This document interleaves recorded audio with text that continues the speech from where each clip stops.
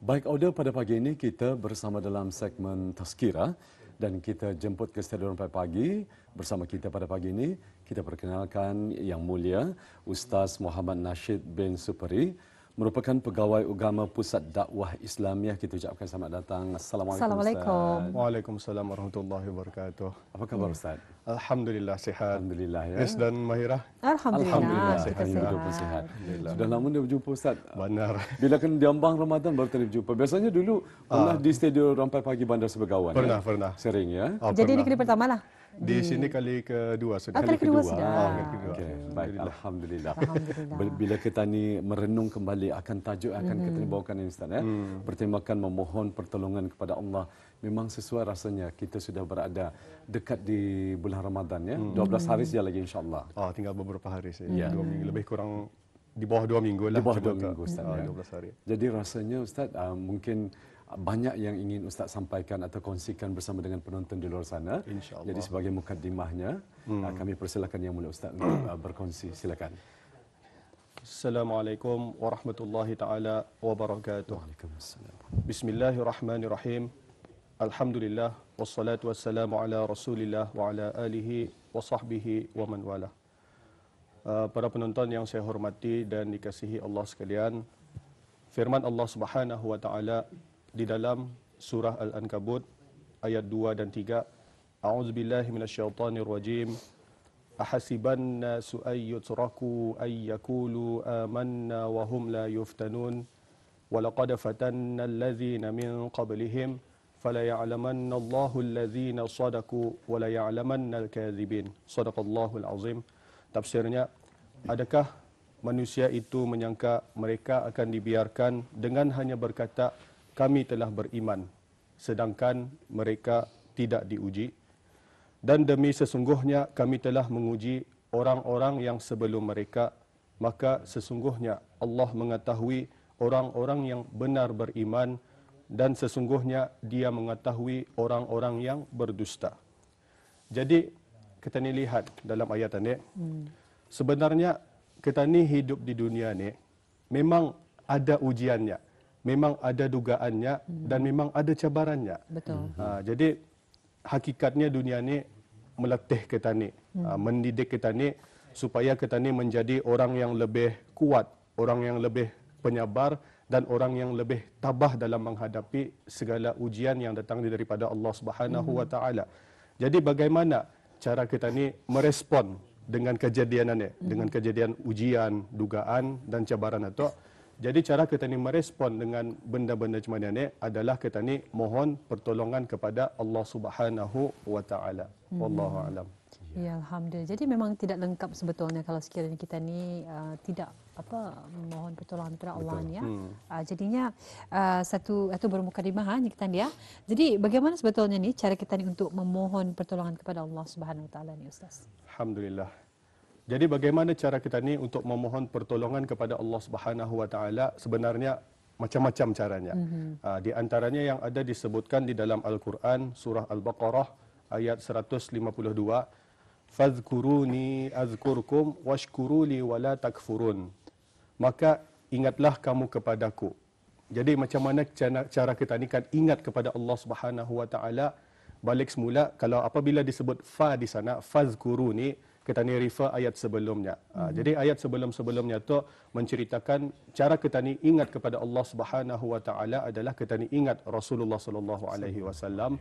Selepas itu kita ni ingatkan Al-Quran. Sebab apa? Al-Quran ni dalamnya tu terkandung macam-macam petunjuk. Betul. Dan kita ni ingat kepada kiblat. Sebelum ayat ini ada disebut mengenai dengan kiblat, arti simboliknya adalah sembahyang. Jadi kita ni imbas balik kembali. Mungkin Allah Subhanahu wa taala menguji kita ni itu disebabkan oleh kelalaian kita ni. Ni orang terlalu cintakan dunia tu. Sebab apa? Ada ayat Quran yang lain, Qul in kana aba'ukum wa abna'ukum wa ikhwanukum wa azwajukum wa ashiratukum wa amwalun iqtaraftumuha wa tijaratun takhshawna kasadaha wa masakinu tardawnaha ahabba ilaikum minallahi wa rasulih. Maksudnya di sana, katakanlah wahai Muhammad, jika sekiranya kamu mencintai bapa-bapa kamu ataupun anak-anak kamu, saudara-saudara kamu, isteri kamu, saudara kamu, isteri kamu, keluarga kamu, wa amwalun iqtaraftumuha. Harta benda yang kita ni usahakan. Lepas itu wa tijaratun takhshawna kasadaha. Perniagaan yang kita ni takut akan kerugiannya. Lepas itu wa masakinu tardawnaha. Tempat tinggal yang kita ni cintai atau yang kita ni sukai, lebih kita ni cintai daripada Allah Subhanahu wa taala dan rasulnya. Wa jihadin fi sabilihi fatarabbasu hatta ya'ti Allahu bi amrih. Dan lebih kita ni cintai daripada berjihad di jalan Allah Subhanahu wa taala, maka tunggulah azab ataupun hukuman daripada Allah Subhanahu wa taala. Wallahu la yahdil qaumal fasiqin. Dan sesungguhnya Allah Subhanahu wa taala tidak akan memberikan petunjuk kepada mereka yang fasik. Mungkin saja kita ni lebih cintakan keduniaan yang saya sebutkan tadi tu. Banyak tu ibu bapa, cintakan kepada isteri kita ni, cintakan kepada anak kita ni, harta, keduniaan lebih daripada kita ni cintakan daripada Allah dan Rasulnya. Mungkin saja sebab itu. Dan kita ni mengingati Allah itu dengan cara bersembahyang, bersolat pun kita ni ingat kepada Allah Subhanahu wa taala, dan maksud solat di sini adalah termasuklah zikir dan termasuklah berdoa kepada Allah Subhanahu wa taala. Jadi kalau sekiranya lah ada, ini saya pelang bertanya ni ya. Ada lagi musim mangga. Kalau sekiranya ada biji mangga ni, saya bawa kemari sebiji mangga. Okay, jadi Mak Irah dan Es, kalau sekiranya saya bagi pilihan, kita mau buah mangga, buahnya tu ataupun bijinya? Kalau saya sendiri ya, saya milih bijinya. Bijinya. Tapi benar tak kalau saya bawa biji kemarin, adakah kita mau mengambilnya tak? Buah ni ada buku pas tak? Jadi kalau saya lebih kepada isilah. Isinya. Ya. Okay. Jadi macam ni tak? Umpamanya macam ni. Apabila kita ni makan buahnya, ia habis cuma tu saja. Jadi apabila kita ni ambil bijinya tu, jadi kita ni boleh tanam. Apabila kita ni tanam di tempat yang tepat, contohnya tanah yang subur, lepas tu kita ni bagi baja, kita ni simbah air selalu, kita ni jaga benar-benar, ujungnya mangga tu kadang menghasilkan buah, dan ia boleh mendatangkan manfaat kepada diri kita ni sendiri dan manfaat kepada orang ramai. Jadi pilihan Mahirah tepatlah ya. Ya. Tapi bukan artinya pilihan salah juga. Jadi kalau untuk tadi mikirkan masa hadapan, masa akan datang, memang begitulah ya sepatutnya ya Ustaz ya. Antaranya kita ni ingat kepada Allah Subhanahu wa taala. Betul sekali. Selepas itu yang kedua tadi baru anuta fazkuruni azkurkum washkuruli.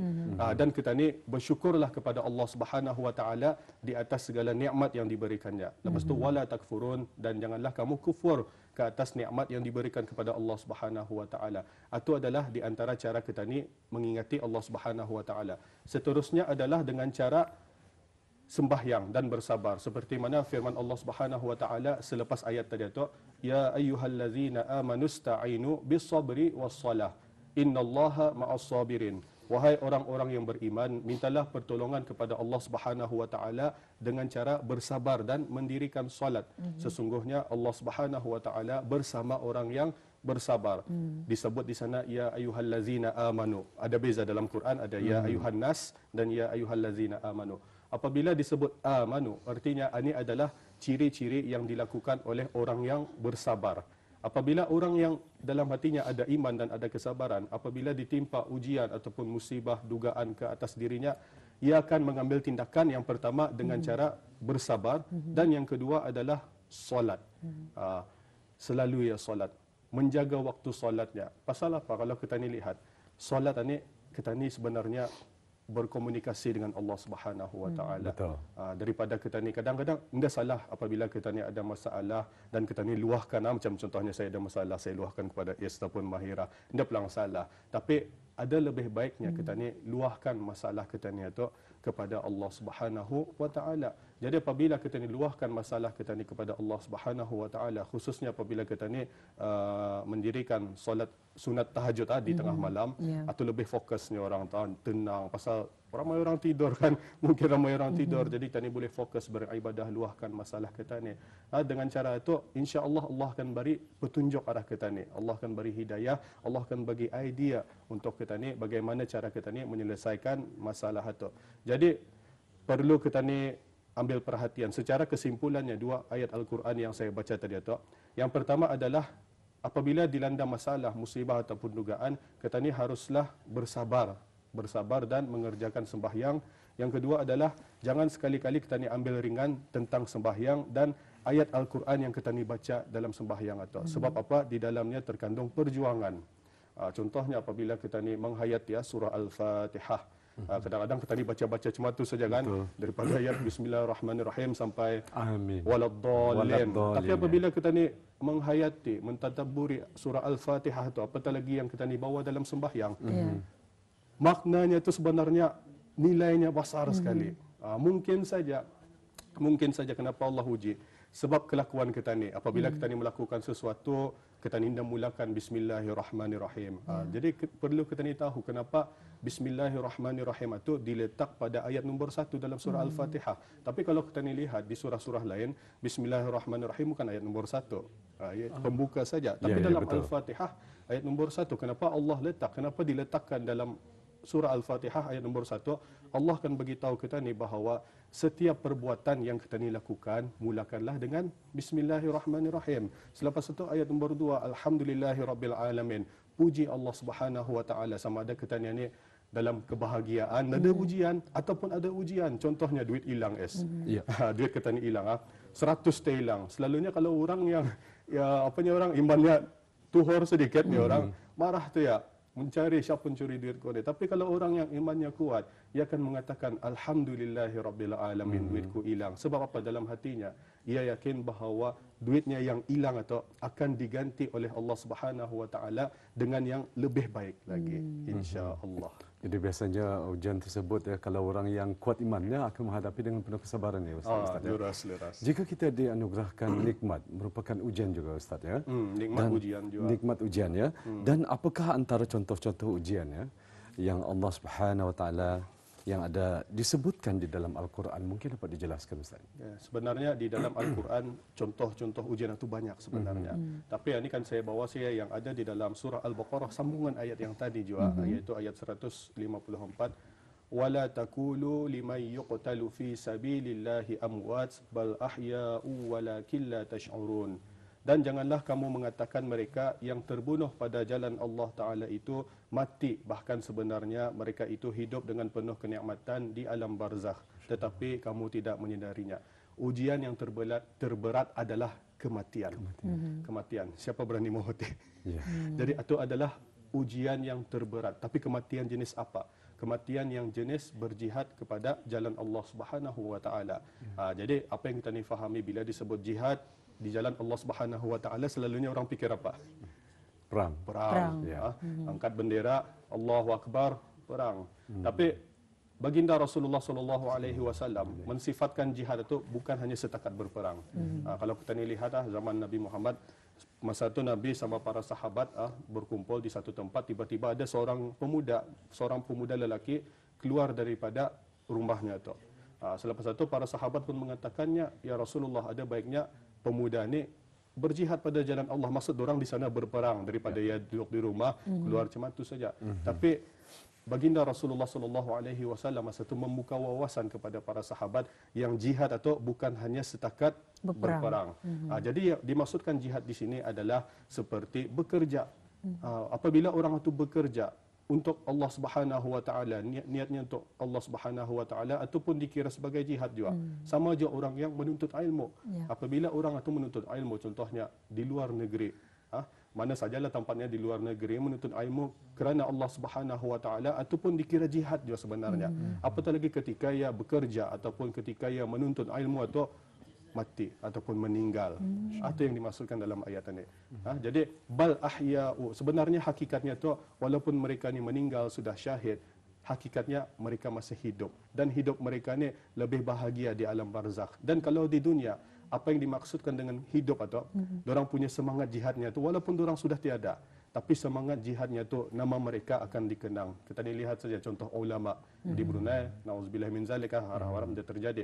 Kalau kita lihat ulama di luar negara, ada yang masa berceramah menyampaikan dakwah dibunuh, atau yang maksudnya di sana orang yang berjihad di jalan Allah. Walaupun hakikatnya mereka terbunuh mati syahid, tapi nama mereka masih dikenang sampai sekarang ini. Jadi itu sajalah insya-Allah. Sedikit tambahan yang Mahira, maaf ya. Orang Ustaz, kalau macam bagi seorang wanita ataupun seorang ibu bila melahirkan kemudian meninggal, atau dikira jihad itu Ustaz? Kalau sekiranya seorang wanita melahirkan dan kemudian dia meninggal. lihat ia sebenarnya apa saja perbuatan, innamal a'malu binniyat. Kalau sekiranya ia melahirkan seorang anak, dalam hatinya ia mendoakan, contohnya ia mendoakan anak itu, ya Allah mudahan saja anak ini satu hari nanti berbakti jadi anak yang soleh apa, insya-Allah. Insya-Allah. Tapi boleh kita rujuk lagi lah arah orang yang sebab sering didengar juga kan? Sering didengar je, saya pun kurang anda je. Lagi satu lupa saya menyampaikan juga tadi, itu adalah ujian yang berat berupa jihad, mati berjihad di jalan Allah Subhanahu wa taala. Seterusnya ujian yang lebih ringan sedikit. Sambungannya ayat tadi 155, walanabluwannakum bisyai'im minal khaufi wal ju'i wa naqsin minal amwali wal anfusi wath thamarat wa basyiris sabirin. Dan sesungguhnya kami pasti akan menguji kamu dengan sedikit ketakutan. Ketakutan pun sebenarnya ujian juga. Jangan takut takut berperang apa? Lipas. Kalau sekiranya ada orang di rumahnya kalau ada lipas, stres dia tak? Kenapa ya stres? Sebab dia takut. Ataupun sebab itu dikatakan sini walanabluwannakum bisyai'in. Bisyai'in artinya apa saja. Bisyai'in, yang kecil kah, yang besar kah, di mana-mana datangnya, yang menakutkan. Hatta lipas pun termasuk juga. Lepas itu wal khaufi, bisyai'in minal khaufi wal ju', kelaparan. Kelaparan pun adalah ujian juga, merupakan ujian tapi ia ringan sedikit. Lepas itu wa naqsim minal amwali, kekurangan harta bendanya. Mungkin dahulu ia contohnya ahli perniagaan paling simpel lah. Mungkin dulu bisnesnya melatupnya orang kata ni laku, tapi masa musim COVID-19 ni ia punya hartanya, ia punya asetnya berkurangan. Ataupun juga merupakan ujian daripada Allah Subhanahu wa taala. Wal anfusi, diri sendiri. Contohnya dulu gigi banyak. Dulu gigi banyak masa muda, tapi sudah tua habis berguguran giginya. Dia agak ke dentist suruh cabut satu, rupanya kena cabut 5. Itu pun merupakan ujian daripada Allah Subhanahu wa taala untuk diri sendiri juga sebagai peringatan. Artinya sadar-sadar makin meningkat sudah umur semakin meningkat. Ataupun dulu rambut hitam, sekarang rambutnya putih sudah. Artinya Allah akan beritahu kita ni bahawa usia kita ni itu sudah pun meningkat. Wassamarat di sini adalah ujian buah-buahan. Maksud buah-buahan di sini adalah makanan. Mungkin saja dulu makanan mencukupi di rumah, tapi sekarang disebabkan oleh kerja, dibuang kerja, contohnya bisnes tidak meningkat, tidak ada duit masuk. Jadi makanan di rumah pun makin berkurangan. Itu adalah contoh ujian juga. Wabasyiris sabirin, dan sampaikanlah kabar berita yang baik ini kepada orang-orang yang bersabar. Wallahu a'lam. Alhamdulillah. Jadi kalau bercakap mengenai dengan mereka yang ditimpa ujian ini, apa sebetulnya ganjaran ni kepada mereka yang ditimpa ujian ataupun musibah, tapi ia masih lagi mampu bersabar dan juga mendirikan sembahyang ni? Alhamdulillah. Ya, sebenarnya ganjaran ini ia perlu ada kelakuannya. Jadi apa yang dilakukannya adalah apabila ditimpa musibah, katakanlah qalu inna lillahi wa inna ilaihi raji'un. Sesungguhnya kami adalah kepunyaan Allah Subhanahu wa taala dan kepadanya jualah kami kembali. Ilaihi raji'un. Maksud ilaihi raji'un ini artinya kita ni berusaha sekuat-kuatnya, berusaha sebaik-baiknya walaupun kita ni dilanda ujian, dilanda dugaan ataupun musibah, tetap kita ni melakukan yang terbaik untuk Allah Subhanahu wa taala. Kita ni berserah kepada Allah Subhanahu wa taala, dan mereka yang bersabar ni akan mendapat keampunan daripada Allah Subhanahu wa taala dan dirahmati oleh Allah Subhanahu wa taala. Maksudnya di sini dilimpahkan kasih sayang daripada Allah Subhanahu wa taala, dan seterusnya adalah Allah Subhanahu wa taala akan memberikan hidayah petunjuk kepada orang yang bersabar itu supaya mendapat kebahagiaan serta kesempurnaan hidup di dunia dan juga kesempurnaan hidup di akhirat nanti, insya-Allah. Insya-Allah. Alhamdulillah ya. Itu dia kupasan-kupasan mengenai dengan kesabaran ya, dugaan yang diberikan Mahirah ya. Baik, jadi Ustaz mungkin sebagai kesimpulannya mungkin dapat Ustaz ada sedikit waktu untuk kita, insya-Allah. Ya, dalam tazkirah kita pagi ini, silakan. Secara kesimpulannya, apa yang penting sekali adalah apabila kita ni ditimpa ujian, apabila kita ni ditimpa dugaan ataupun cabaran dalam hidup kita ni hadapilah dengan yang baik-baik. Maksudnya di sini masalah itu sebenarnya bukanlah masalah. Masalahnya di sini adalah bagaimana cara kita ni menghadapi masalah itu. Jadi solusinya sudah diberikan oleh Allah Subhanahu wa taala seperti mana yang saya bacakan tadi itu ayat Qurannya. Yang pertama adalah kita ni harus bersabar, dan yang kedua dirikanlah solat. Dirikanlah solat. Sebab apa? Apabila kita ni bersabar, Allah Subhanahu wa taala suka orang yang penyabar, dan Allah Subhanahu wa taala mencintai orang yang mendirikan solat, menjaga solatnya. Jadi apabila kita ni menjaga solat kita ni terutamanya dan kita ni bersabar, insya-Allah Allah Subhanahu Wa Taala akan membantu kita ni untuk menyelesaikan segala masalah kita ni itu dengan syarat berusaha. Kalau sekiranya sabar ada, sembahyang ada tapi tidak ada berusaha, tidak jauh menjadi tu. Itulah dimaksudkan dengan inna lillahi wa inna ilaihi raji'un. Wallahu alam. Ya, alhamdulillah. Demikian tadi kita bersama dengan narasumber kita iaitu Yang Mulia Ustaz Muhammad Nashyid bin Supri, iaitu Pegawai Agama Pusat Dakwah Islamiah, dengan membawakan tajuk segmen tazkirah kita iaitu memohon pertolongan kepada Allah. Terima kasih sekali lagi kita ucapkan. Sama-sama. Ya, kita jumpa lagi. Assalamualaikum. Insya-Allah. Waalaikumsalam warahmatullahi